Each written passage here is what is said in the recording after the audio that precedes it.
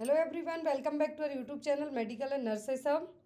तो आज हम बात करेंगे model paper first. As on आप सभी की रिक्वेस्ट थी कि जिनका भी इसी मंथ नवंबर में एग्ज़ाम है, स्पेशली कर्नाटका सीएचओ के लिए और जिनका भी एमपी व्यापम के लिए पेपर है और अलग अलग स्टेट में सीएचओ का पेपर होने वाला है। किसी का 19 नवंबर को है, किसी का 20 नवंबर को।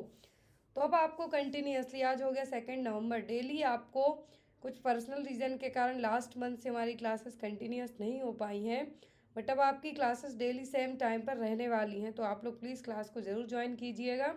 एक क्लास में आपको पूरा जो model paper first second third करके अब सीरीज़ रहेंगी आपकी। यदि 20 डेज तक कंटिन्यू सीरीज़ रहेंगी तो 20 सीरीज़ रहेंगी और आपके लिए हर एक सीरीज़ में 100 क्वेश्चन हैं जो सॉल्व करवाए जाएंगे विथ रेशनल के सभी क्वेश्चन रहेंगे। तो अब जो लोग पेपर देने वाले हैं मैं उनको बता दूं, जो लोग एमपी व्यापम का पेपर देने वाले हैं उनके लिए series and official papers available हैं। 7 पेपर का सेट रहेगा, 13 सीरीज़ रहेंगी, सभी सॉल्व रहेंगे। आपको 120 रुपीज़ में पूरे अवेलेबल रहेंगे। बहुत ही चीप प्राइस है। आई होप कि सभी लोग इसके लिए अफोर्डेबल भी रहेंगे। और जो भी लोग ओनली पेपर्स बस लेना चाहते हैं तो आप लोग मुझे डायरेक्ट व्हाट्सएप नंबर पर कॉन्टैक्ट कर सकते हैं। सेकंड थिंग, जिनका भी कर्नाटका सीएचओ के लिए पेपर है या फिर अदर स्टेट के लिए सीएचओ का एग्ज़ाम होने वाला है, वो भी ऑफिशियल पेपर्स ले सकते हैं। सभी स्टेट के पेपर्स अवेलेबल हैं और आप ज़्यादा जानकारी के लिए मेरे व्हाट्सएप नंबर पर मुझे कांटेक्ट कर सकते हैं। सभी पेपर्स की प्राइस बहुत ज़्यादा चीप है। ऐसा नहीं कि किसी को 500 पे करना है, किसी को 1000, ऐसा बिल्कुल भी नहीं है। विद इन 500 रुपीज़ में आप ऑल इंडिया स्टेट, मैं यहाँ पर एक रेंज बता रही हूँ कि आपको 500 के अंदर में पूरे इंडिया के जितने भी पेपर्स हुए हैं वो उन पेपर सीरीज़ आपको इस प्राइस में आपको अवेलेबल हो जाएगी। तो आई थिंक आप लोग सब इस चीज़ को अफोर्ड कर सकते हैं। मोस्टली अब जो भी लोग, राजस्थान सीएचओ का नोटिफिकेशन कल ही आया है तो आप लोग अपनी तैयारी ज़ोर तोर से कर रहे होंगे। तो मैं उनको बता दूं कि राजस्थान सीएचओ का पेपर जब लास्ट टाइम हुआ था बहुत ही इजी पेपर हुआ था। मान लीजिए कि आपने फर्स्ट ईयर सेकेंड ईयर बस अच्छे से पढ़ी है तो भी आप एग्ज़ाम निकाल सकते हैं। और यहाँ पर वैकेंसी भी अच्छी है राजस्थान सीएचओ के लिए। कर्नाटका में आई थिंक 1000 प्लस से ज़्यादा वैकेंसी है। तो सभी जगह अच्छी बम्पर वैकेंसी निकल रही है। तो वो सीरीज़ आपके लिए हर एक एग्ज़ाम्स के लिए हेल्पफुल रहेंगी। बहुत ही चीप प्राइस है तो आप उनको ले सकते हैं। सेकंड थिंग, जो लोग उन सीरीज़ को नहीं ले पाएंगे उनके लिए सभी सीरीज़ सभी पेपर चैनल पर सॉल्व करवा दिए जाएंगे। तो यहाँ पर आज की क्लास का फर्स्ट क्वेश्चन है और मैं बता दूं कि ये जो क्लासेस रहेंगी वो आपकी डेली रहेंगी। एक मॉडल पेपर आपको डेली सॉल्व करवाया जाएगा जिसमें आपके 100 एमसीक्यूज रहेंगे। आज कम्युनिटी हेल्थ नर्सिंग है तो कल हम जो आपका सिलेबस है, चाहे राजस्थान का हो चाहे किसी भी स्टेट का सिलेबस हो, सभी के सिलेबस को है जो यहाँ पर पूरा कवर अप किया जाएगा आपके एग्जाम्स तक। तो यहाँ पर फर्स्ट क्वेश्चन है, capacity of a microbe that cause disease is known as. तो जो माइक्रोब्स उनकी ऐसी क्षमता जो डिसीज को कॉज कर सकते हैं वो क्या है? ऑप्शन में पैथोजेनिसिटी, व्यूरुलेंस, इन्फेक्शन या फिर इम्यूनिटी। जो डिसीज को कॉज कर सकती है वो क्या कहलाएगी? ये क्वेश्चन हर एक एग्जाम्स में आता है। ऑप्शन में पैथोजेनिसिटी, व्यूरुलेंस, इन्फेक्शन या फिर इम्यूनिटी।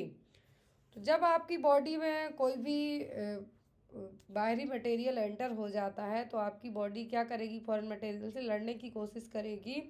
तो वो सब क्या कहलाएगा आपकी बॉडी में? और जब वो अपने जो भी लक्षण हैं, जो भी चीज़ें आपकी बॉडी में एंट्री करेंगी तो वो तो कहलाएगा इन्फेक्शन।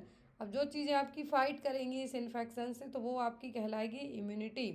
फिर आता है व्यूरुलेंस और पैथोजेनिसिटी। तो इन दो चीज़ों में बहुत सारे लोग कंफ्यूज होते हैं, तो ये चीज़ आपको बताई जाएगी कि ये है क्या। किसी भी माइक्रोब्स की, चाहे वो बैक्टीरिया हो वायरस, उसको ऐसी क्षमता डिसीज़ को कॉज कर सकती है वो कहलाएगी पैथोजेनेसिटी। करेक्ट? तो आपका आंसर होगा यहाँ पर पैथोजेनेसिटी। अब इन दोनों के बीच का डिफरेंस क्या है जिससे आप क्लियर अपने डाउट को कर सकते हैं कि पैथोजेनेसिटी क्या है और वीरुलेंस क्या है। तो पैथोजेनेसिटी क्वालिटी होती है किसी भी डिसीज़ को कॉज करने की। अब ये ज़रूरी नहीं है कि आपको, यदि कोरोना हुआ है तो आपको कोरोना के बहुत ज़्यादा सीवियर साइन सिम्टम आएंगे, लेकिन आएंगे। तो ये क्या हो गई? पैथोजेनेसिटी हो गई उस माइक्रो ऑर्गेनिज्म की। और जो व्यूरुलेंस है क्या है कि जो कोरोना वायरस है आपके लिए, मैं यहाँ पर एक एग्जांपल के तौर पे बता रही हूँ, कोरोना वायरस ने किस हद तक आपकी बॉडी को क्या किया है, डिस्टर्ब करके रखा, कितने ज़्यादा सिम्टम प्रेजेंट किए हैं, वो है व्यूरिलेंस। मतलब आपकी बॉडी में कोई डिसीज़ कॉज हो रही है तो वो एजेंट की क्या है, पैथोजेनिसिटी कहलाएगी। लेकिन कितनी सीवियरिटी से हो रही है तो वो कहलाएगा व्यूरिलेंस। आई थिंक आपको दोनों पॉइंट्स क्लियर हो गए हों। दैट मीन्स यदि पैथोजेनिसिटी में आपको फीवर है तो आपको जो एक डोलो टैबलेट है वो आपको असर कर जाएगी, बुखार आपका कम कर देगी। लेकिन जब व्यूरिलेंस की बात की जाती है तो यहाँ पर आपको फीवर हाई है, आप कोई भी टैबलेट खा लो वो आपको बहुत ही कम असर करेगी इस तरीके से। नेक्स्ट है यहाँ पर क्वेश्चन आपका, an item which can be included in A items in ABC analysis in inventory control. ये क्वेश्चन राजस्थान के एग्ज़ाम में आया था। और मेरे पास जितने भी पेपर्स रहेंगे हर एक स्टेट के, तो आप लोगों का जिनका भी पेपर है प्लीज़ मुझे व्हाट्सएप पे मैसेज ज़रूर कर दीजिए, क्योंकि बहुत सारी जगह अलग अलग पेपर्स हैं। हो सकता है मेरे पास सभी पेपर्स हों, लेकिन कुछ जो भी आपके एग्ज़ाम्स की डेट है उसके अकॉर्डिंग आपके पेपर्स सॉल्व ना करवा पाएँ, इसलिए आप लोग प्लीज़ मुझे ये चीज़ ज़रूर याद करवाते रहा करें व्हाट्सएप में या फिर कमेंट बॉक्स में। तो यहाँ पर ए आइटम्स हैं, एबीसी एनालिसिस का जो इन्वेंट्री कंट्रोल है उसमें ए आइटम्स में क्या आएगा, gauze bundle, syringe and needles, MRI machine या फिर बेड लिनेन। अब यहाँ पर जितने भी आइटम्स दिए हुए हैं तो एबीसी एनालिसिस में ए बी सी 3 कैटेगरी होती हैं। अब यहाँ पर कैटेगरी में एसेंशियल फीचर्स की बात करें तो एसेंशियल में क्या क्या, फर्स्ट कैटेगरी ए में आएगा, कैटेगरी बी में और कैटेगरी सी में। तो ये आइटम्स में आएगी यहाँ पर एमआरआई मशीन। ऐसी चीज़ें जो क्या है, एग्जैक्ट हैं, बहुत ही कम है, तो ऐसा नहीं कि हर एक क्लिनिक में एमआरआई मशीन होती हो। दैट मीन्स ये क्या है, प्रिसाइज है, एग्जैक्ट एक या दो ही रहेंगी। तो और इनको कौन हैंडल करेगा, सीनियर मैनेजर। ऐसा नहीं कि किसी नर्सिंग स्टाफ के हवाले छोड़ दी जाए। तो ये क्या है, स्ट्रिक्ट डिग्री कंट्रोल की ज़रूरत पड़ेगी। तो ये आते हैं कैटेगरी ए में, इसमें एमआरआई मशीन आ जाएगा, सीटी स्कैन मशीन आ जाएगा। कैटेगरी बी में ऐसे आइटम्स आते हैं जो क्या हो, जो प्रोफेशनल के मिड लेवल प्रोफेशनल, मतलब यहाँ पर एमएल एचपी सीएचओ इसको हैंडल कर सकते हैं, और यहाँ पर मॉडरेट डिग्री को कंट्रोल करने की ज़रूरत पड़ेगी। कैटेगरी सी में ऐसी चीज़ें आएंगी जो कैसी आती हॉस्पिटल में, लिमिटेड तो रहेंगी लेकिन इनकी ज़रूरत बहुत कम पड़ती है। तो ये क्या कहलाएंगी, कैटेगरी सी। सॉरी, जो कैटेगरी सी का आइटम्स होगा यहाँ पर बहुत ज़्यादा ज़रूरत पड़ती है, लेकिन यहाँ पर इसको हर एक कैटेगरी का स्टाफ है जो हैंडल कर सकता है, एएनएम वर्कर कर सकते हैं। जैसे यहाँ पर सिरिंज निडल गॉज बंडल हो गए तो ये कर सकते हैं आप हैंडल, बेड लिनन कर सकते हैं। लेकिन एमआरआई मशीन, सीटी स्कैन हो गया, एक्सरे हो गया, ये सब किस में आएंगे, कैटेगरी ए में। नेक्स्ट है यहाँ पर आपका question, who developed the method of pasteurization to prevent spoilage of food by bacteria. तो पास्चराइजेशन की मेथड, गर्म करके ठंडा करने की जो मेथड है वो जो यहाँ पर किसने डिस्कवर की थी, एडवर्ड जेनर ने, लुइस पास्चर ने, जोसेफ लिसर ने, फिर रॉबर्ट कोच ने। तो एडवर्ड जेनर को तो जो वैक्सीन है, फर्स्ट वैक्सीन की डिस्कवरी किसने की थी, एडवर्ड जेनर ने। एग्जाम में क्वेश्चन आता है फर्स्ट वैक्सीन की खोज किसने की थी, तो वो की थी एडवर्ड जेनर ने। फिर यहाँ पर लुइस पास्चर, नाम से ही अंदाज़ा लगा लें आप, लुइस पास्चर ने किसकी खोज की थी, पास्चराइजेशन की। पास्चराइजेशन में क्या किया जाता है, मिल्क के लिए जनरली ये यूज़ किया जाता है, लेकिन कुछ अदर फूड में भी कर सकते हैं। तो अचानक से गर्म करके 100 डिग्रीज पे गर्म करके बहुत ही सडनली ठंडा करने की जो प्रोसेस कहलाती है वो होती है पास्चराइजेशन। नेक्स्ट है यहाँ पर, in which disease condition a boot shaped heart is seen in chest X ray. तो यहाँ पर चेस्ट एक्सरे करवाएंगे तो हार्ट का शेप कैसा देखेगा, बूट शेप का। आपने जो गांव में किसान होते हैं वो आपके लेदर के जूते पहन के खेत में नहीं घुसेंगे, वो एक जूते पहनते हैं, उनको हम कहते हैं बूट। क्या कहेंगे उनको, बूट। और आप खुद भी, यदि आप किसान नहीं हैं तो आप खुद भी जो यूज़ करते हैं, तो जो आपकी हील्स के ऊपर पूरे एंकल को कवर करते हैं वो कहलाते हैं बूट। अब जो बूट रहेंगे यहाँ पर, तो यहाँ पर हार्ट का शेप जनरली हमारे फिस्ट, जो क्लोज फिस्ट होगी उसके जैसा रहता है। लेकिन जब यदि यही कैसा हो जाए, बूट शेप हो जाए, तो ये किस डिसीज़ में देखने को मिलेगा जब चेस्ट एक्सरे करवाते हैं, तो PDA, patent ductus arteriosus, transposition of great arteries, tricuspid atresia या फिर टेराटोलॉजी ऑफ फैलेट। तो यहाँ पर बूट शेप्ड हार्ट देखने को मिलेगा टेराटोलॉजी ऑफ फैलेट में। किसमें, टेराटोलॉजी ऑफ फैलेट में आपको इस तरीके का हार्ट शेप है जो देखने को मिलेगा। अब यहाँ पर जो टेराटोलॉजी ऑफ फैलेट है, क्या है, टेराटोलॉजी ऑफ फैलेट है, 4 डिसीज़ का कॉम्बिनेशन है। क्या है इसमें 4 डिसीज़ का कॉम्बिनेशन है, जिसमें pulmonary stenosis, VSD that means ventricular septal defect, right ventricular hypertrophy और ओवर राइडिंग ऑफ आउर्टा, ये 4 डिसीज एक साथ हो जाती हैं तो वो कहलाता है टेराटोलॉजी ऑफ फैलेट। और ये सभी क्या हैं? कंजेनाइटल हार्ट डिफेक्ट है, और ये at the time of birth, congenital मैंने बोला that means at the time of birth present रहेंगे। तो जब आप चेस्ट एक्सरे करवाएंगे बच्चे का तो आपको हार्ट का शेप कैसा देखने को मिलेगा? इस तरीके से पूट के जैसा। Next one, a better method of teaching intravenous cannulization is. तो यदि आप किसी को IV कैन्युलाइजेशन के बारे में बता रहे हैं तो यहाँ पर बेटर मेथड कौन सी होगी IV कैन्युलाइजेशन के लिए? डिस्कशन, डिमॉन्स्ट्रेशन, लेक्चर या फिर सेमिनार। तो यदि आपको किसी के लिए IV कैन्युला लगाना है तो जो बेटर मेथड होगी वो कौन सी होगी? वो होगी डिमॉन्स्ट्रेशन। कौन सी होगी? डिमॉन्स्ट्रेशन। दैट मीन्स आप करके दिखाएंगे।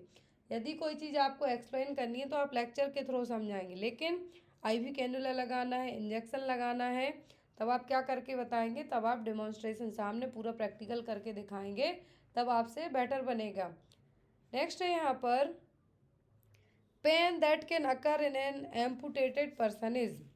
तो यदि किसी का एम्पुटेशन का मतलब है हाथ कट गया किसी भी कैंसर से या फिर कोई अदर गैंग्रीन डिसीज़ के कारण, तो यहाँ पर उस पर्सन का जो एम्पुटेटेड पार्ट है, तो यदि वहाँ पर उसको दर्द होता है तो वो कौन सा पेन कहलाएगा? Phantom limb pain, post therapeutic neuralgia, trigeminal neuralgia या फिर कॉजेल्जिया।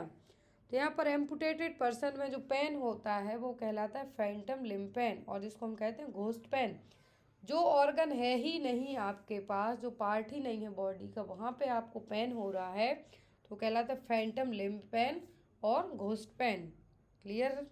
नेक्स्ट है यहाँ पर आपको what is the stage of a tumour if it is of any size with positive or negative lymph node involvement and distant metastasis according to TNM classification। तो stage, जो tumour की stage है TNM classification के according, तो कौन सी stage है यहाँ पर जिसमें कोई पॉजिटिव और नेगेटिव लिम्फ नोड का इन्वॉल्वमेंट होगा और डिस्टेंट मेटास्टेसिस देखने को मिलेगा? ऑप्शन में stage first, stage second, stage third या फिर स्टेज फोर्थ। तो यहाँ पर कहा गया है कि कौन सी स्टेज है जिसमें क्या है, जो लिम्फ नोड है उनका इन्वॉल्वमेंट है भी और नहीं भी है, तो ये कौन सा होगा? तो ये कहलाता है यहाँ पर स्टेज फोर्थ। कौन सा होगा? Stage fourth. TNM क्लासिफिकेशन का मतलब है ट्यूमर, यहाँ पर कितनी नियर बाई टिश्यूज अफेक्ट होते हैं, लिम्फ नोड आते हैं, तो वो होगा यहाँ पर। एम का मतलब है मेटास्टेसिस, कितने तरीके से फैल रहा है, कितने फास्ट तरीके से स्प्रेड हो रहा है।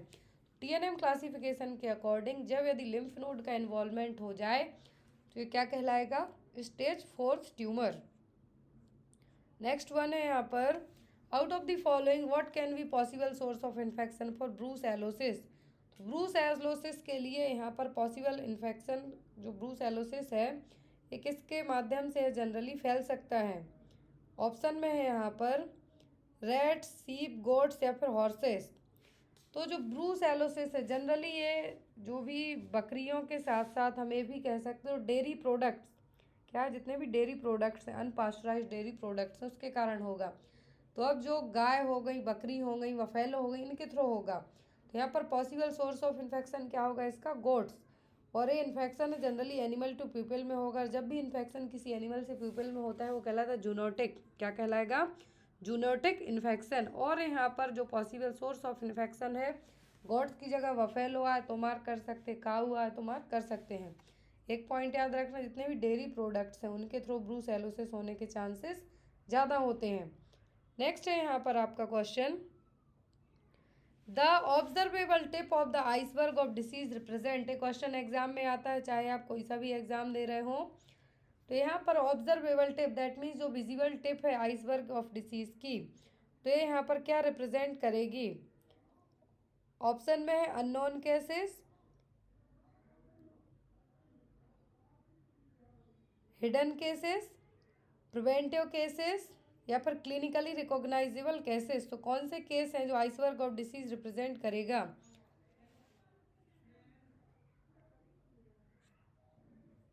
तो तो आइसबर्ग ऑफ डिसीज को जो रिप्रेजेंट करेगा यहाँ पर ऑब्जर्वेबल टिप जो विजिबल है वो होगा क्लिनिकली रिकॉग्नाइजेबल केसेस। अब देखिए यहाँ पर क्लिनिकल रिकॉग्नाइजेबल केस का मतलब है यहाँ पर ऐसे केसेस जो क्या हैं, दिख रहे हैं आपको, लक्षण इनके दिख रहे हैं। अब जो असिम्प्टोमेटिक हैं जिसके लक्षण ही नहीं दिख रहा है वो क्या होंगे, यहाँ पर डाउन साइड रहेंगे, तो ये ऑब्जर्वेबल टिप में नहीं आएंगे। जितने भी विजिबल केस हैं ऑब्जर्वेबल टिप में रहेंगे। जो आइसबर्ग का फिनोमिना है डिसीज़ को लेके, जितने भी कैरियर्स हो गए डिसीज़ के, इनविजिबल केस हो गए, वो सब किस में आएंगे, डाउन साइड में, असिम्प्टोमेटिक इन्फेक्शन। नेक्स्ट है यहाँ पर कापोसी sarcoma is seen in. कापोसी sarcoma किस में देखने को मिलेगा, ल्यूकेमिया में, एड्स में, ब्रेन ट्यूमर में कि ग्लूकोमा में। तो कापोसी सार्कोमा एक तरीके का कैंसर ही है और ये देखने को मिलता है एड्स के पेशेंट में। किसमें, एड्स के पेशेंट में। नेक्स्ट वन है यहाँ पर the shunt that is most commonly used in the treatment of hydrocephalus. कौन सा सेंट यूज किया जाता है हाइड्रोसेफेलस के ट्रीटमेंट में, ventriculo atrial shunt, ventriculo peritoneal shunt, ventriculo pleural shunt या फिर नन ऑफ दी अबव। तो यहाँ पर हाइड्रोसेफेलस में जो सेंट यूज़ किया जाता है, हाइड्रोसेफेलस में क्या होता है, जो ब्रेन है यहाँ पर, ब्रेन में क्या ऑक्यूमुलेट या फिर इकट्ठा होने लगता है, वो CSF, क्या है, सेरिब्रो स्पाइनल फ्लूइड। अब ये फ्लूइड जनरली जितना होता है उससे ज़्यादा हो जाए, या तो इसका प्रोडक्शन ज़्यादा हो रहा है या फिर इसको एब्जॉर्ब नहीं किया जा रहा है, तो ये दो चीज़ें हो सकती हैं। अब यहाँ पर हाइड्रोसेफेलस में फ्लूइड भर गया तो इसको बाहर निकालना है हमें, तो अब इस फ्लूइड को बाहर निकालने के लिए एक सेंटिंग की जाती है, वो कहलाती है वेंट्रिकुलो पेरिटोनियल सेंट। जो यहाँ पर वेंट्रिकुलर है, जहाँ पर ये फ्लूइड भर रहा है, वहाँ से सीधा पेरिटोनियम के यहाँ पर एक सेंटिंग की जाती है, जो क्या है यहाँ पर VP सेंटिंग भी हम इसको कहते हैं। तो इसके थ्रू फ्लूइड को बाहर निकाला जाता है। नेक्स्ट है यहाँ पर एग्जाम में आपको हाइड्रोसेफेलस का एक बच्चा देखने को मिल सकता है, बड़ा सा हेड रहेगा, उसके हेड में CSF का ऑक्यूमुलेशन है, तो वो आपको इमेज एग्जाम में आ सकती है। Next one, which of the following is the reason for the development of hydramnios in a woman with gestational diabetes. क्या रीज़न है हाइड्रोमनियास का, यदि जेस्टेशनल डायबिटीज़ भी है किसी प्रेग्नेंट वुमेन को। जेस्टेशनल डायबिटीज़ का मतलब होगा प्रेगनेंसी में होने वाली शुगर। ऐसा नहीं कि आपकी शुगर ठीक हो जाए, जो आपको नॉर्मल शुगर है, जो आपको DM सेकंड है या फर्स्ट है, वो नहीं है। ये डिफरेंट है कि आपका जब प्रेग्नेंट हैं आप, तो उस टाइम पे आपका ब्लड शुगर लेवल बढ़ जाए तो वो कहलाता है जेस्टेशनल डायबिटीज़ है। इस टाइम पे हाइड्रोमनियास डेवलप होने के क्या रीज़न है, increase transudation, fetal dialysis, absence of swallowing reflex in fetus या फिर हाइपरप्लासिया ऑफ ब्लड वेसल्स। तो हाइड्रोमनियास डेवलप होने का मेन रीज़न होता है जब लेडी को क्या हो, साथ में जेस्टेशनल डायबिटीज़ हो, प्रेगनेंसी वाली ब्लड शुगर लेवल हाई होने वाली प्रॉब्लम हो, तो वो रीज़न होता है फीटल डायलिसिस। क्या होगा, फीटल डायूरेसिस। हाइड्रोमनियास का मतलब होगा यहाँ पर फ्लूइड का ज़्यादा होना, जो एमनियोटिक फ्लूइड है उसका लेवल बढ़ना। नेक्स्ट है यहाँ पर, ये हम आगे पढ़ेंगे कि कम हुआ कि ज़्यादा हुआ। नेक्स्ट है यहाँ पर a factor predisposing a person to nosocomial pneumonia is. तो कौन से फैक्टर हैं जिसके कारण नोजोकॉमल निमोनिया हो सकता है। नोजोकॉमल निमोनिया का मतलब होगा हॉस्पिटल एक्वायर्ड निमोनिया, जो आपको हॉस्पिटल में एडमिट होने के 48 घंटे के बाद डेवलप होगा निमोनिया वो। तो ऑप्शन में oropharyngeal colonization due to mouth breathing, endotracheal intubation, use of nasogastric tube या फिर यूज ऑफ H2 एंटागोनिस्ट। क्या रीज़न होगा नोजोकॉमल निमोनिया का किसी पर्सन में, तो वो होगा एंडोट्रैकियल इंट्यूबेशन। ET इंट्यूबेशन के कारण पर्सन को एडमिट होने के 48 से 72 घंटे के बाद है जो निमोनिया होगा वो कहलाता है नोजोकॉमल निमोनिया। पर जो इन्फेक्शन होगा वो कहलाएगा हॉस्पिटल एक्वायर्ड इन्फेक्शन या फिर नोजोकॉमियल इन्फेक्शन। नेक्स्ट है यहाँ पर the antidote used in iron toxicity is. तो यदि किसी को आयरन ओवरडोज लग गया तो क्या है जो एजेंट इसकी जो टॉक्सिसिटी है उसको ट्रीट करने में यूज़ किया जाएगा। N acetyl cysteine, atropine, charcoal या फिर डिप्रॉक्सामाइन। तो जो एंटीडोट यूज़ किया जाता है आयरन टॉक्सिसिटी को ट्रीट करने में, यदि किसी को आयरन ओवरडोज हो गया है तो उसके लिए, तो डिप्रॉक्सामाइन क्या होगा, डिप्रॉक्स जो इम्प्लीमेंटेशन किया जाता है किशोरी शक्ति योजना का, जिसमें 11 साल से लेके 18 साल तक की गर्ल्स हैं जो इंक्लूड की जाएंगी, जो भी जुवेनाइल गर्ल्स हम कह सकते हैं, जिनको 11 से 18 साल तक की गर्ल्स हैं जो इस प्रोग्राम के तहत इंक्लूड की गई थी। और इसमें जो इनका इम्प्लीमेंटेशन किया गया था जिस हेल्थ प्रोग्राम के तहत, वो था ICDS प्रोग्राम। यहाँ पर आपको याद रखना है कि किशोरी शक्ति योजना जो बेनिफिशियर्स हैं वो कौन है, 11 से 18 साल एज ग्रुप की गर्ल्स, एडोलसेंट गर्ल्स। एंड यहाँ पर जो भी लोग इस 11 से 18 साल तक की जितनी भी गर्ल्स यहाँ पर इंक्लूड की गई थी, तो उनके लिए ICDS प्रोग्राम के तहत है जो इंक्लूड किया गया था। तो यहाँ पर आपको किशोरी शक्ति योजना के बारे में इसके स्कीम पढ़ लेना है, और इसकी लॉन्चिंग डेट तो आपको पता ही है, तो वो भी आपको याद रखना है। साथ ही साथ यहाँ पर इसमें जो टारगेट कौन किया गया था, एडोलसेंट गर्ल्स, सेंट्रल गवर्नमेंट की स्कीम है। आई होप आपको क्लियर हो गई हो। और ICDS पूछे तो ICDS का मेनली एग्जाम में अभी लास्ट टाइम लोगो दे दिया था कि पहचानिए कौन सा लोगो है, तो सबको पता है, इसलिए मैंने यहाँ पे ऐड नहीं किया है। ICDS का लोगो 1975 में लॉन्च किया गया था, बेनिफिशियर्स एज ग्रुप, और इसके जो भी लैक्टेटिंग मदर है, प्रेग्नेंट मदर है, और जो फॉर्मल एजुकेशन है, वो सभी इसमें इंक्लूड है। Next one is which of the following models can state government use for implementing Ayushman Bharat in their state. तो कौन सा मॉडल है जो आयुष्मान भारत स्कीम है, प्रधानमंत्री जन आरोग्य योजना, PMJAY स्कीम है जो, तो PMJAY स्कीम के तहत कौन सा मॉडल स्टेट गवर्नमेंट ने अपनाया है इस प्रोग्राम के इम्प्लीमेंटेशन के लिए। तो जो यहाँ पर आयुष्मान भारत प्रधानमंत्री जन आरोग्य योजना है, तो एक नेशनल हेल्थ इंश्योरेंस क्या है, national public health insurance fund type की स्कीम है। तो इसमें क्या था, 5 लाख तक जो यहाँ पर एग्जाम में आता है PMJAY में, ट्रीटमेंट के लिए कितना अमाउंट तक मिल सकता है, 5 लाख तक। अब एक किस मॉडल के तहत योजना है जो काम करती है, assurance model only, insurance, direct implementation by central government, या फिर flexibility to choose implementation assurance और इन एश्योरेंस और mixed model of their choice. तो किस बेस पर ये योजना है जो काम करती है, तो PMJAY योजना है जो, इसमें 5 लाख तक है जो क्या किया जाता है, अमाउंट दिया जाता है। अब ये किस बेस पर काम करती है, तो ये करती है फ्लेक्सिबल बेस पर। जो एश्योरेंस और इंश्योरेंस मॉडल हैं, इन दोनों के बीच में या फिर कोई इन दोनों को मिक्सडअप करके इनका फ़ायदा लेना चाहता है इस योजना का, तो वो लोग इसको यूज़ कर सकते हैं। तो जो मॉडल अपनाती है स्टेट गवर्नमेंट वो कौन सा है, दोनों, एश्योरेंस और इंश्योरेंस, और मिक्सड भी हो सकते हैं। Next one is who are the health and wellness ambassador under the Ayushman Bharat योजना।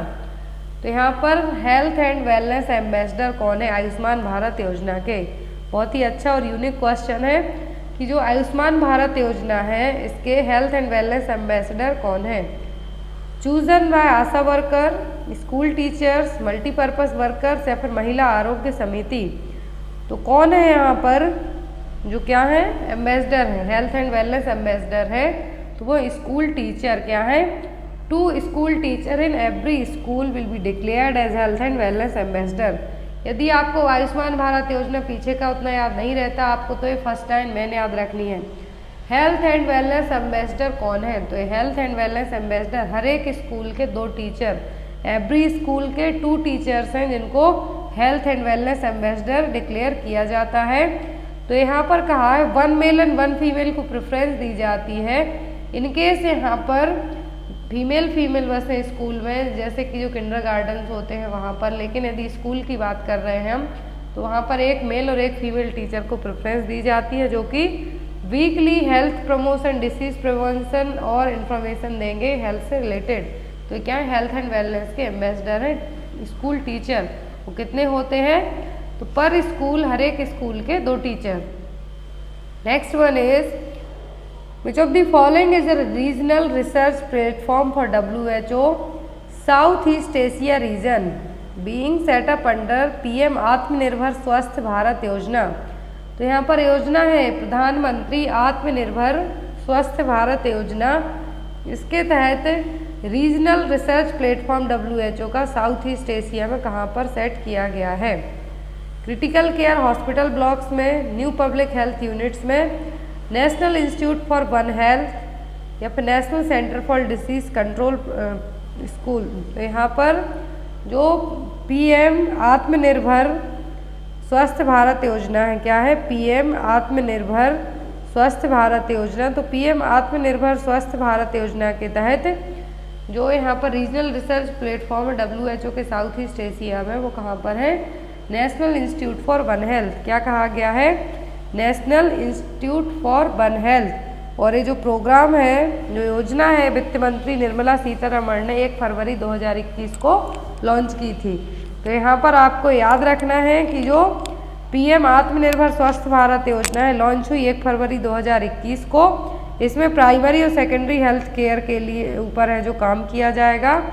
और इसमें भी कहा गया था कि आगे आने वाले 6 सालों तक इसका जो बजट रखा गया था वो था 64,180 करोड़ रुपए। और जो यहाँ पर रीजनल साउथ ईस्ट एशिया के लिए जो रीजनल रिसर्च प्लेटफॉर्म बनाया गया था वो क्या था? National institute for one health. तो यहाँ पर आपको लॉन्चिंग डेट और इसमें क्या काम किए जा रहे हैं, तो प्राइमरी और सेकेंडरी हेल्थ केयर फैसिलिटीज़ पर क्या किया जाना है? जोर दिया जाना है। साथ ही साथ जो लॉन्च की गई थी तो 1 फरवरी 2021 को निर्मला सीतारमण ने इसको लॉन्च किया था। Next one is under JSY Janani Suraksha Yojana, who escorts a pregnant woman to the government health centre for delivery. तो JSY स्कीम के तहत है, जो जननी सुरक्षा योजना स्कीम के तहत है, जो कौन है जो क्या करेगा? जो प्रेग्नेंट वूमेन है उनको हेल्थ केयर फैसिलिटी तक या फिर डिलीवरी के लिए हॉस्पिटल तक लेके जाएगा। तो यहाँ पर ऑप्शन में है ASHA, anganwadi worker, community health nurse या फिर मल्टीपर्पज़ वर्कर। तो यहाँ पर कौन है जो एस्कॉर्ट करेगा? एस्कॉर्ट का मतलब है जो प्रेग्नेंट वूमेन है उनको हेल्थ केयर सेंटर तक लेके जाएगा डिलीवरी के लिए, तो वो है आशा वर्कर। अब यहाँ पर JSY स्कीम से 5 क्वेश्चन बनते हैं, वो यहाँ पे हम आपको रखना है। जननी सुरक्षा योजना में क्या किया गया था? इंस्टीट्यूशनल डिलीवरी के लिए बढ़ावा दिया गया था, जिससे जो मैटरनल और न्यूनेटल मॉर्टेलिटी रेट है उसको हम कम कर सकें। अब यहाँ पर यदि एग्ज़ाम में जो कैश असिस्टेंस है या फिर इंस्टीट्यूशनल डिलीवरी के टाइम पर कितना पैसा है जो दिया जाता है, मदर के लिए भी मिलता है और जो आशा वर्कर लेके जाएगी उसके लिए भी मिलेगा। तो यहाँ पर यदि रूरल एरिया की बात करें, रूरल एरिया का मतलब है जो कि शहरी क्षेत्र है, तो शहरी क्षेत्र की बात करें तो यहाँ पर कितना दिया जाता है? रूरल एरिया में मदर को दिया जाता है 1400 रुपये। और जो LPS और HPS है, यहाँ पर LPS का मतलब है लो परफॉर्मिंग स्टेट। कैसे? लो परफॉर्मिंग स्टेट है तो 1400 दिया जाएगा माँ के लिए और 600 रुपये रहेगा उसमें आशा का पैकेज इंक्लूड। और यदि हाई परफॉर्मिंग स्टेज है तो ओनली 700 दिया जाएगा इसके लिए, माँ के लिए 600 रहेगा आशा के लिए। अब यदि अर्बन एरिया की बात कर रहे हैं हम, अर्बन एरिया है यदि जैसे कि शहरी क्षेत्र हैं, तो यहाँ पर मदर के लिए पैकेज होगा 1000 LPS में लो परफॉर्मिंग स्टेट में, हाई परफॉर्मिंग स्टेट हैं तो 600 रुपये, आशा के लिए 400 रहेगा दोनों केस में। अब यहाँ पर जो आशा का पैकेज है इसमें कहा गया है ASHA package of ₹600 in rural areas include 300 for ANC component and 300 for facilitating institutional delivery. ये पॉइंट आपको याद रखने की ज़रूरत है। तो आपने देखा कि आशा का पैकेज यदि पूछे जो JSY स्कीम के तहत है, जो प्रेग्नेंट महिला को हॉस्पिटल लेके जा रही है, तो 600 मिलेंगे रूरल एरिया में, चाहे LPS स्टेट हो या फिर HPS स्टेट हो। अर्बन है तो 400 रुपये मिलेंगे।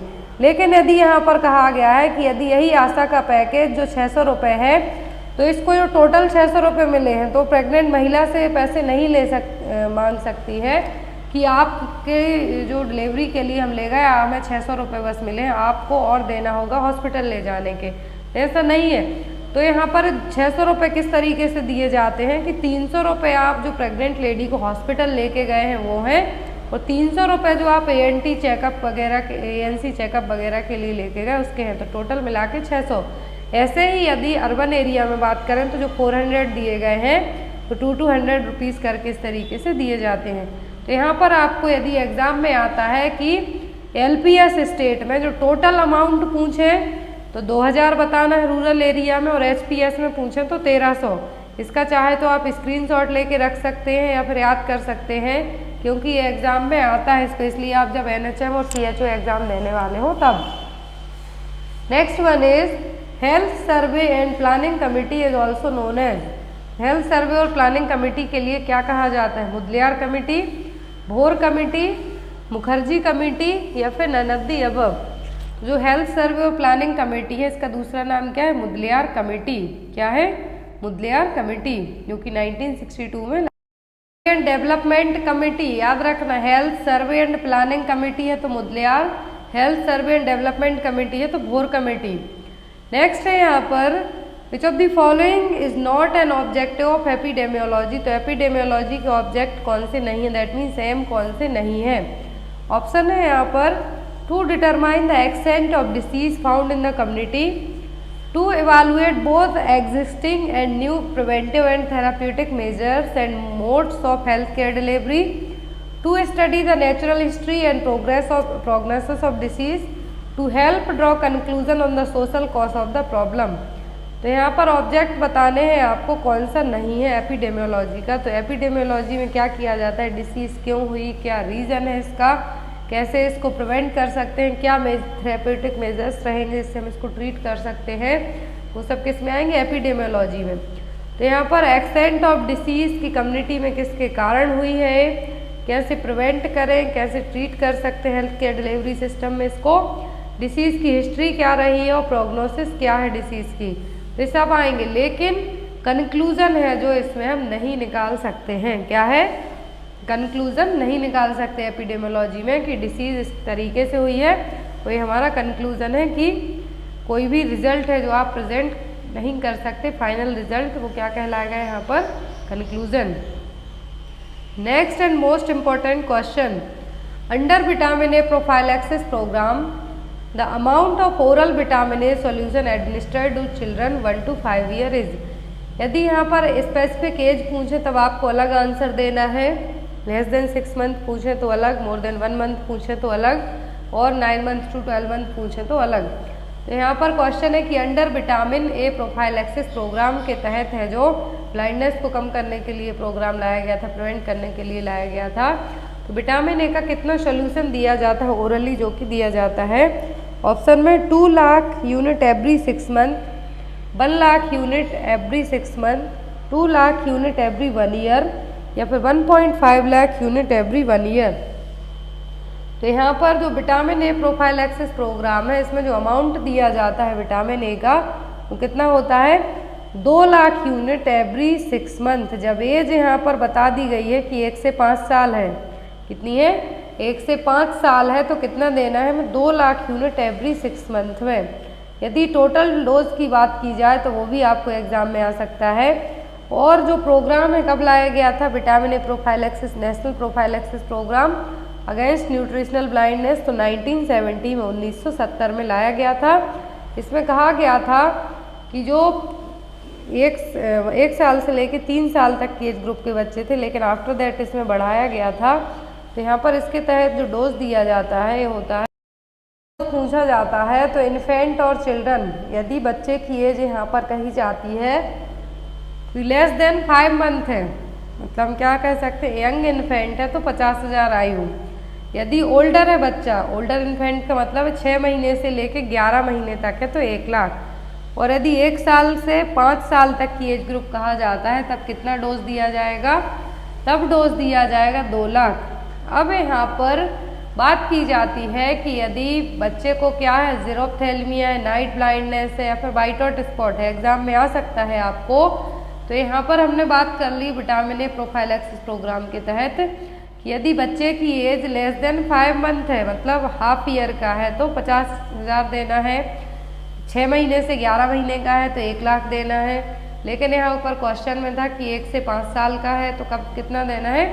2 लाख यूनिट एवरी 6 मंथ में देनी। कितना? 2 लाख यूनिट हर 6 महीने में देना है।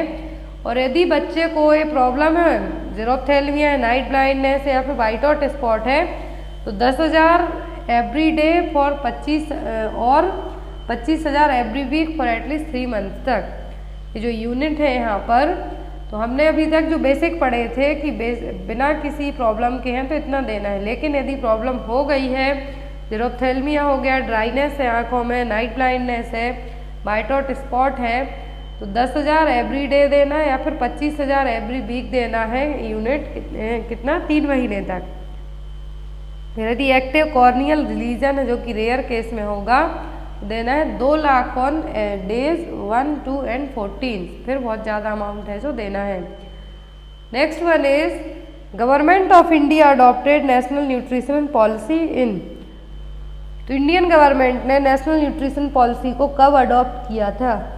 1997, 1993, 1995 या फिर 1960 में। तो गवर्नमेंट ऑफ इंडिया ने नेशनल न्यूट्रिशनल पॉलिसी को अडॉप्ट किया था 1993 में। इसका हेडक्वार्टर पूछा जाता है नेशनल इंस्टीट्यूट ऑफ न्यूट्रिशन, तो कहाँ पर है? हैदराबाद में। कहाँ पर है national institute of nutrition? Hyderabad में। नेशनल न्यूट्रिशन पॉलिसी गवर्नमेंट ने अपनाई थी 1993 में। नेक्स्ट वन इज, और जो भी लोग पेपर देने वाले हो, मैं बता दूं कि जो आपका जीके जीएस आने वाला है एट प्रेजेंट में जो भी चीज़ें हुई हैं उन्हीं में से आएगा। ऐसा नहीं कि आपको बाबा आदम के ज़माने का जीके रख दिया जाए, क्योंकि जो स्पेशली NHM CHO एग्ज़ाम होते हैं उनमें रिसेंट का ही पूछा जाता है। बट जो SGPGI है तो उसमें आपका 40 मार्क्स है नॉन नर्सिंग से, तो आपको उसके लिए भी अच्छे से प्रिपेयर करके रखना है। तो यहाँ पर क्वेश्चन है processing of sanitising and preserving the dead body from the decaying is. तो डेड बॉडी को हमें गलने से या फिर सड़ने से बचाने के लिए प्रिजर्व करते हैं, सैनिटाइज करके रखते हैं, वो क्या कहलाता है? बायोप्सी, ऑटोप्सी, नेक्रोप्सी या फिर एम्बॉल्मिंग। तो यहाँ पर जो डेड बॉडी है आफ्टर 24 आवर के बाद डिके हैं जो सड़ना स्टार्ट हो जाती हैं, तो उससे बचाने के लिए क्या किया जाता है? प्रिजर्वेटिव्स लगा के सैनिटाइजिंग करके रखा जाता है। तो पूरी प्रोसेस क्या कहलाती है? एम्बाल्मिंग। क्या कहलाती है? एम्बाल्मिंग। जनरली जो जिन लोगों की बॉडीज़ को स्टोर करके रखा जाता है या फिर कुछ टाइम तक उनके फैमिली रिलेटिव्स मॉर्चरी में लेने नहीं जा पाते, कुछ भी रीज़न हो सकता है, या फिर पहचान नहीं हो पाती है, तो उस बॉडी को डिके होने से बचाने के लिए जो पूरी प्रोसेस की जाती है वो क्या कहलाती है? एम्बाल्मिंग। तो यहाँ पर बायोप्सी का मतलब होगा टिश्यू रिमूवल करना किसी डिसीज़ के एग्जामिनेशन के लिए। ऑटोप्सी की जाती है पोस्टमार्टम जिसको हम कहें, और यहाँ पर नेक्रोप्सी है जो पोस्टमार्टम से ही मिलता जुलता है यहाँ पर टर्म है, लेकिन इसमें एनिमल्स के लिए किया जाता है तो वो क्या है? नेक्रोप्सी। और यदि ह्यूमन बीइंग के लिए किया जाता है तो autopsy. Next one is according to new guidelines 2010 of ICMR what amount of iron is required daily for a pregnant lady. तो एक प्रेग्नेंट लेडी के लिए कितने अमाउंट की ज़रूरत पड़ेगी? किसकी? आयरन की। 20 mg per day, 30 mg per day, 35 mg per day या फिर 41 mg पर डे। तो ICMR गाइडलाइन के अकॉर्डिंग पर डे है जो किसी भी लेडी, जो प्रेग्नेंट लेडी है उसको 35 mg पर डे आयरन की ज़रूरत पड़ेगी। Next one is which of the following is not a characteristics feature of pellagra. तो इनमें से पेलाग्रा का फीचर्स कौन सा नहीं है?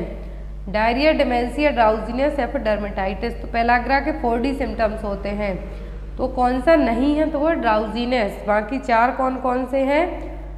Dementia, dermatitis, diarrhoea and death. क्या है? 4D सिम्टम है। यदि आता है आपको 4D सिम्टम डिसीज कौन सी है, तो वो पेलाग्रा जो कि नियासिन की कमी के कारण होगी। यदि 4D प्रोग्राम पूछें तो वो RBS के प्रोग्राम। याद रखना है आपको ये दोनों चीज़ें।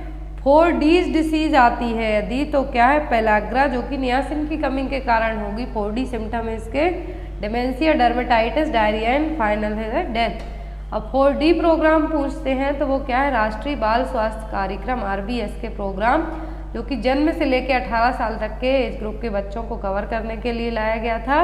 इसके 4Ds क्या है? Defect at birth, deficiency, disease, developmental delay including the disabilities. तो ये क्या हो गए? 4D प्रोग्राम पूछे तो RBS के, 4D डिसीज पूछते हैं तो क्या है? Pellagra. Next one is disulfiram is a drug that is used in treatment of. तो डाइसल्फ्राम एज डिटरेंट एजेंट का काम करती है, तो किसको ट्रीट करने में यूज़ की जाती है? मलेरिया, लेप्रोसी, एड्स या फिर एल्कोहलिज्म। तो डायसल्फाम जो ड्रग है किसके ट्रीटमेंट में यूज़ की जाती है? अल्कोहलिज्म में, और एक डिटरेंट एजेंट का काम करेगी। Next is which of the following is the most common type of immunoglobulin in the serum and participate in precipitation and neutralisation of toxins and virus. Question देखिए, कौन सा इम्यूनोग्लोबुलिन है जो कि सबसे ज़्यादा यहाँ पर मोस्ट कॉमन टाइप है जो कि सीरम में रहेगा और जो टॉक्सिन और वायरस उनको न्यूट्रलाइज करने का काम करेगा? IgM, IgG, IgA या फिर IgE।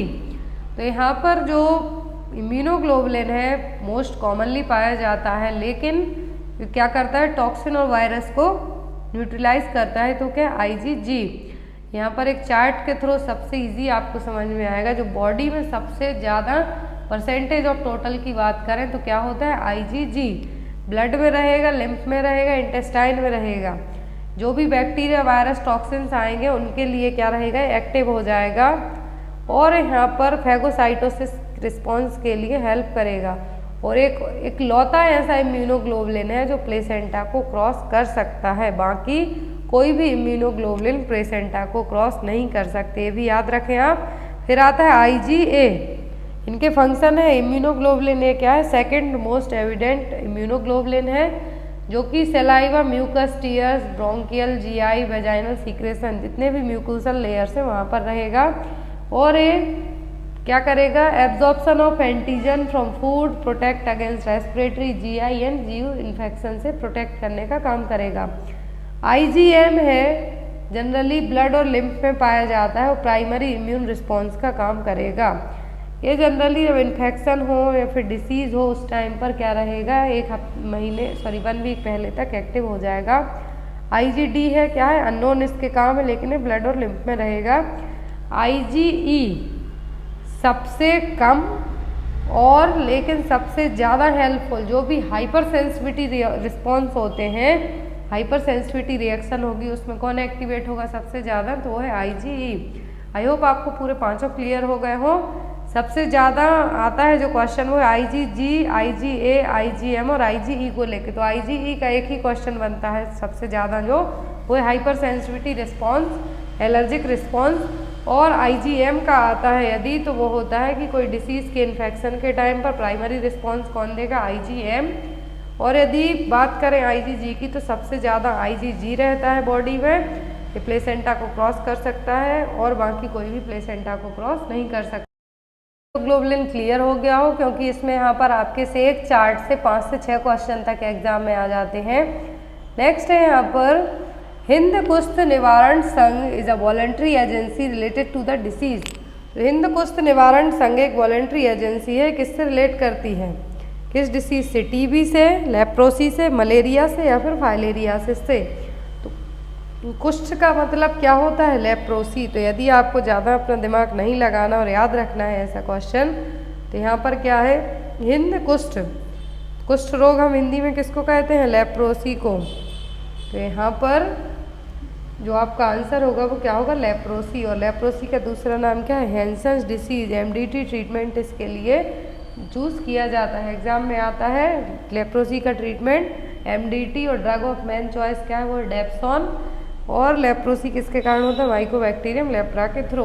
हिंद कुष्ठ निवारण संघ एक वॉलंटरी एजेंसी है जो कि लेप्रोसी और हैंसन्स डिसीज से रिलेट करती है। Next one is the colour of centre square in the vaccine vial monitor in a well stored polio vaccine should be. तो जो VVM का जो सेंटर में एक स्क्वायर बना होता है, तो यदि उसमें पोलियो वैक्सीन अच्छे तरीके से स्टोर है तो कौन सा कलर शो करेगा VVM? वाइट, वायलेट, ब्लू या फिर पिंक? जो वैक्सीन वायल मॉनिटर है, यदि पोलियो वैक्सीन प्रॉपर तरीके से स्टोर की गई है तो सेंटर स्क्वायर है वो किस कलर का होगा? वो होगा वाइट कलर का। ये देखिए यहाँ पर यदि जो VVM है यहाँ पर वैक्सीन वायल मॉनिटर है, तो यहाँ पर क्या है? पोलियो वैक्सीन रखी गई है। तो यहाँ पर जो सेंटर स्क्वायर शो कर रहा है दैट मीन्स वैक्सीन क्या है? यूज़ करने लायक है। यदि जो यहाँ पर inner square is still lighter than the outer circle, तब भी हम क्या कह सकते हैं कि वैक्सीन को यूज़ कर सकते हैं। दोनों का जो कलर थोड़ा अलग हो रहा है, लेकिन जब ये जो कलर है, जो आउटर कलर है वायलेट कलर का होता है जनरली, और जो सेंटर स्क्वायर होता है वो वाइट कलर का होता है, तो ये वैक्सीन क्या यूज़ करने लायक है। सेकेंड स्टेज में क्या होगा कि जैसे जैसे टाइम निकलता है तो जो इनर स्क्वायर है वो तब भी क्या है, लाइटर है, मतलब दिख रहा है अच्छे से प्रॉपरली, तब भी यूज़ कर सकते हैं। लेकिन जब ये क्या हो जाए, पूरा सेम कलर हो जाए इनर और आउटर, तब हमें वैक्सीन को क्या करना, यूज़ नहीं करना है, डिस्कार्ड पॉइंट कहलाएगा ये।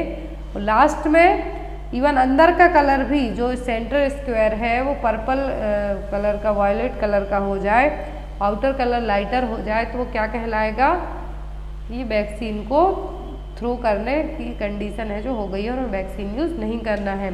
तो ये चारों स्टेप याद रखना है। फर्स्ट में जो सेंटर स्क्वायर यदि पूरा वाइट है तो वैक्सीन को हम यूज़ कर सकते हैं। सेकेंड में क्या रहेगा, थोड़ा हल्का वाइट होगा लेकिन तब भी यूज़ कर सकते। लेकिन थर्ड में क्या आएगा, थर्ड फेज एक ऐसी फेज आएगी, थर्ड स्टेज, कि जो सेंटर स्क्वायर और जो आउटर सर्किल है वो दोनों सेम कलर के हो जाए। लास्ट में आएगा सेंटर स्क्वायर ज़्यादा वायलेट हो रहा है as compare to outer circle के, तब भी वैक्सीन को हमें डिस्कार्ड करना है।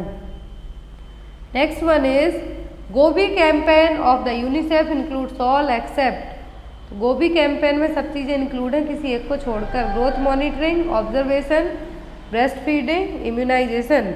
तो गोबी कैंपेन लाया गया था यूनिसेफ के थ्रू। तो यहाँ पर इसका जो पॉइंट नहीं है वो क्या है, ऑब्जर्वेशन। तो क्या क्या इसके पॉइंट है, growth chart to monitor child development. GOBI campaign के थ्रू बच्चों का जो हेल्थ एंड ग्रोथ चार्ट है वो यहाँ पर ग्रोथ चार्ट है जो मेंटेन किया जाता है।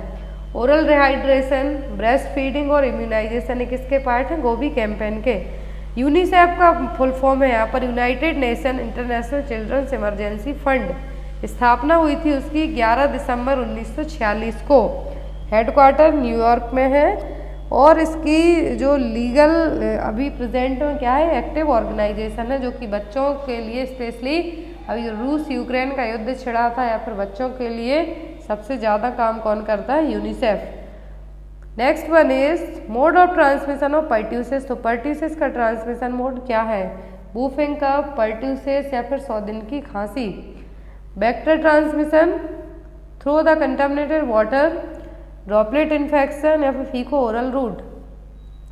डीपीटी जो पर्ट्यूसिस है, डिप्थीरिया है, दोनों क्या है, ड्रॉपलेट इन्फेक्शन है।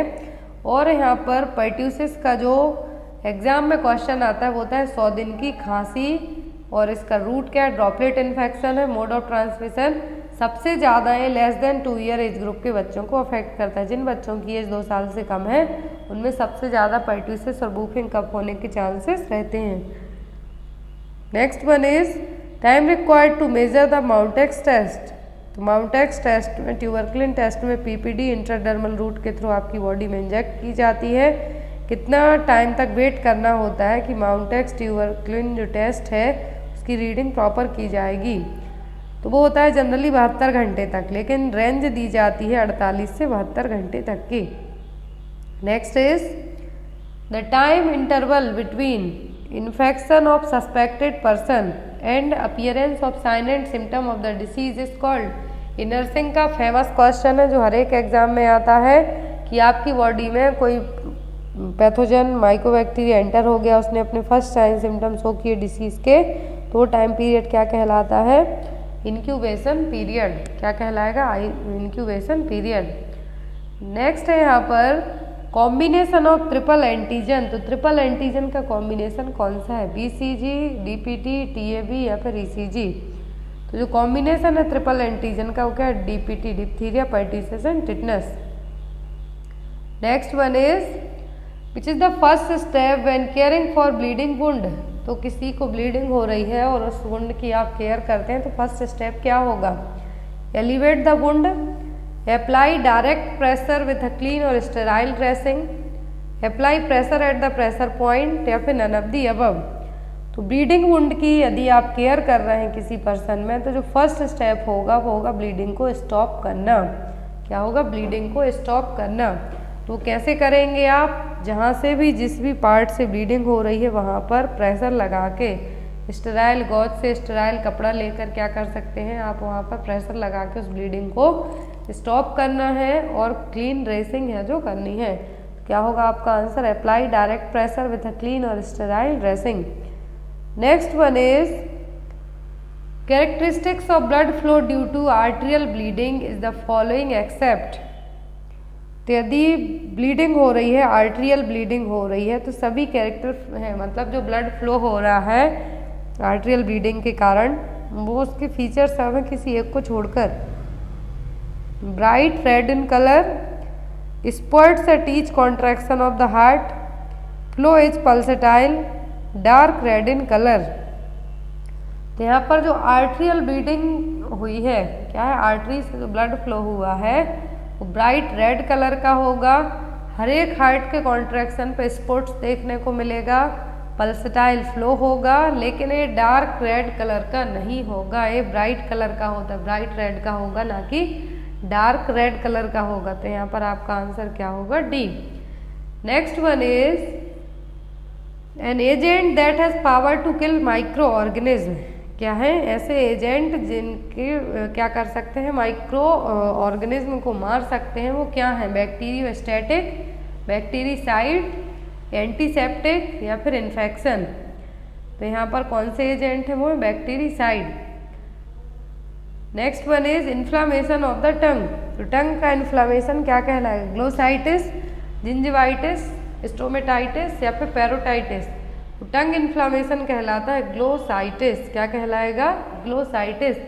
जिंजिवाइटिस का मतलब होगा यहाँ पर गम्स में इन्फेक्शन, इन्फ्लामेशन होना। स्टोमेटाइटिस का मतलब होगा ओरल म्यूकोसा में इन्फेक्शन होना। Next one is in following which one is sleep talking. तो कुछ लोग नींद में बात करते हैं, बड़बड़ाने का काम करते हैं, तो उसके लिए हम क्या कहेंगे? डिस्पेप्सिया, सोमनोएम्बोलिज्म, सोमनिल्यूकी या फिर इंसोम्निया। तो जो लोग नींद में बड़बड़ाने की आदत रखते हैं, नींद में बोलने की आदत रखते हैं, उसको हम क्या कहते हैं? Sleep talking. स्लीप टॉकिंग के लिए क्या कहेंगे हम? सोमनिल्यूकी। यहाँ पर tobacco contains a poisonous substance that is called. तो तंबाकू में जो पॉइजनस जहर रहेगा वो क्या कहलाता है? सब्सटेंस होगा निकोटिन, नारकोटिक, एल्कोहल या फिर कैफीन। तंबाकू के लिए हम जो टोबैको डे सेलिब्रेट करते हैं वो अभी रिसेंट में ही हमने मनाया 31 मई को। तो यहाँ पर टोबैको कंटेन जो पॉइजनस सब्सटेंस है वो क्या कहलाते हैं? Nicotine. Next one is a disease caused by allergic diseases called. तो कौन सी डिसीज जो एलर्जन के कारण होगी? ऑप्शन में अस्थमा, टीबी, कैंसर या फिर गैस्ट्रोएंटराइटिस। तो जो यहाँ पर एलर्जिक डिसीज है वो कौन सी है? तो वो asthma. Next and most important question, patient fighting with the ventilator is called. यदि पेशेंट को वेंटिलेटर पर भी रखा गया है लेकिन वो उससे भी फाइट कर रहा है तो क्या है? बकिंग, किंकिंग, विनिंग या फिर डिस्ट्रेस। तो patient fighting with the ventilator that means क्या कहलाता है? बकिंग। बकिंग द बेंट या फिर टर्म यूज किया जाता है PVA और baking the bent. When a patient ventilatory demands are not matched by assistance from the mechanical ventilator। यदि पेशेंट को जिस वेंटिलेटर जितनी ज़रूरत है वो यदि मैकेनिकल वेंटिलेटर से सप्लाई मैच नहीं कर पा रही है तो वो क्या कहलाता है? Bucking the vent. Next one is the term used for babies born as a result of retarded intrauterine fetal growths. तो ऐसे बेबीज के लिए क्या टर्म यूज किया जाएगा जो इंट्रायूट्राइन फीटल ग्रोथ के साथ डिलीवर हुए हैं?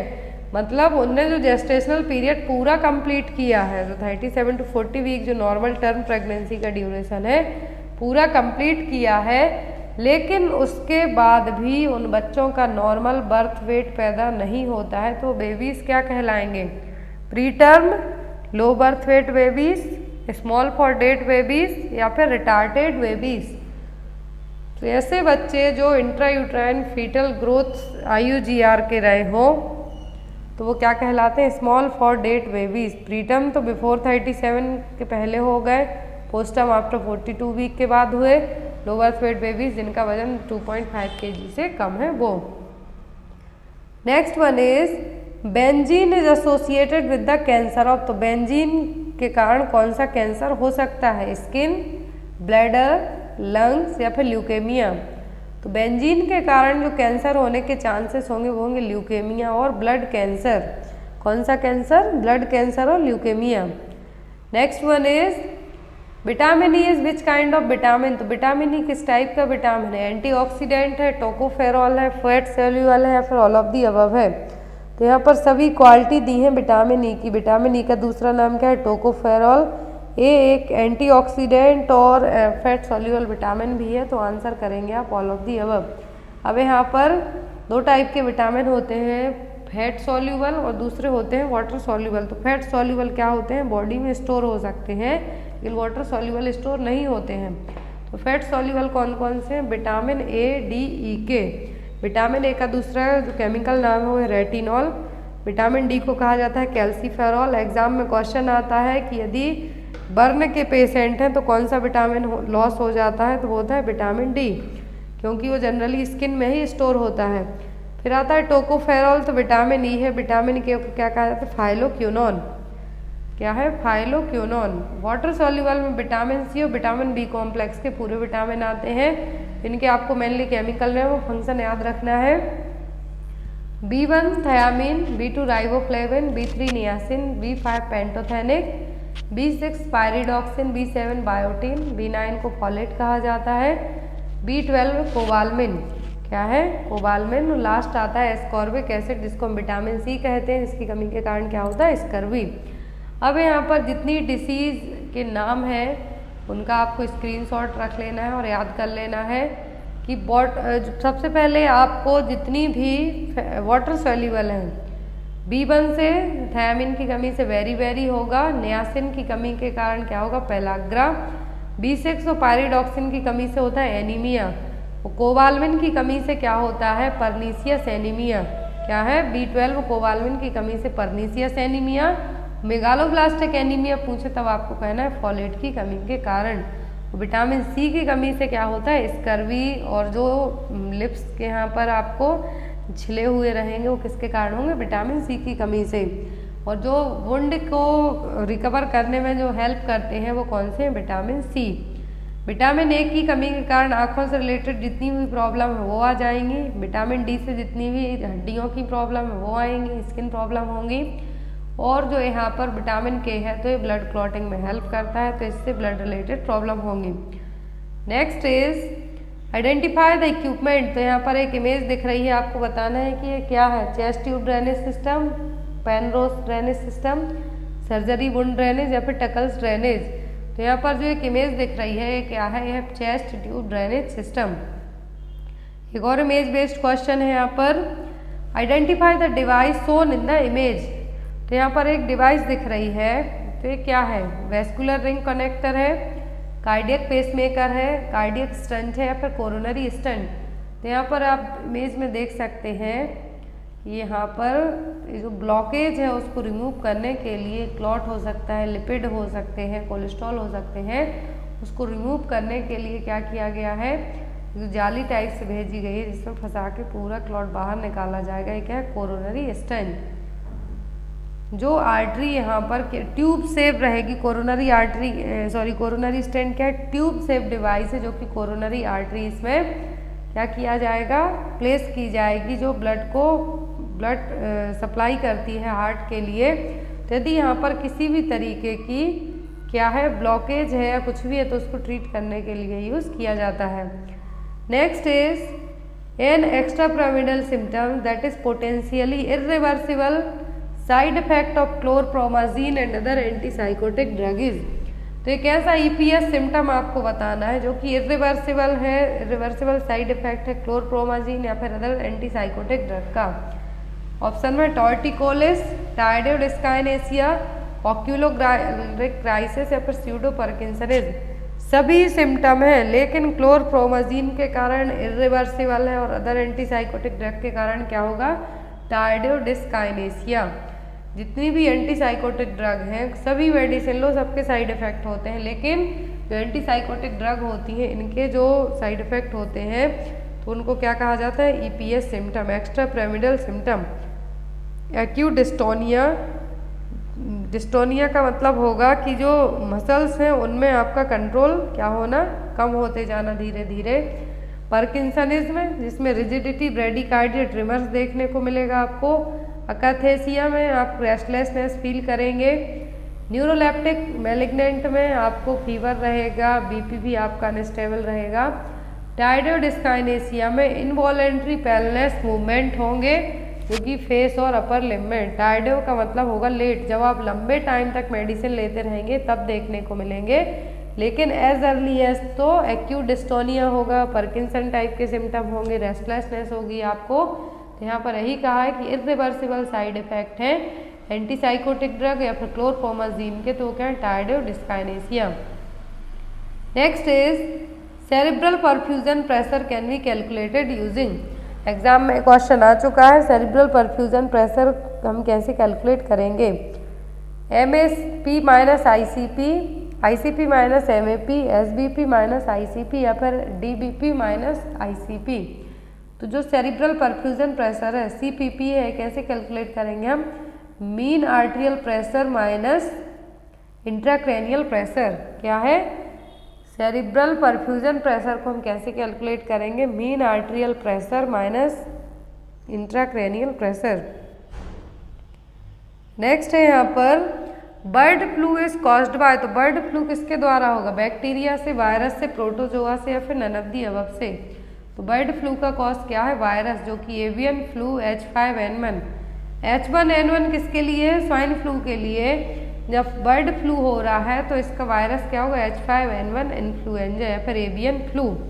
और स्वाइन फ्लू की जो ड्रग ऑफ चॉइस है वो क्या है, ओसेल्टाम्बिर, एग्जाम में आती है। नेक्स्ट है यहाँ पर इमेज दिख रही है आपको, इसका आंसर आप लोग कमेंट बॉक्स में देंगे। क्वेश्चन है identify the type of Leopold manoeuvre given in this image. तो हमने चारों ग्रिप बहुत अच्छे से पढ़ी हुई हैं, तो यहाँ पर चारों ग्रिप के नाम दिए हुए हैं, पावलेक, फर्स्ट पेल्विक, लेटरल या फिर फंडल ग्रिप। तो यहाँ पर आपको इस इमेज को देख के बताना है कि ये कौन सी ग्रिप है जो परफॉर्म की जा रही है, लियोपोल्ड मैन्यूवर है जो कौन सा टाइप है। चार होती हैं, पावलेक, फर्स्ट पेल्विक, लेटरल और फंडल। तो यहाँ पर आप बताएंगे कि इसका सही आंसर क्या होगा।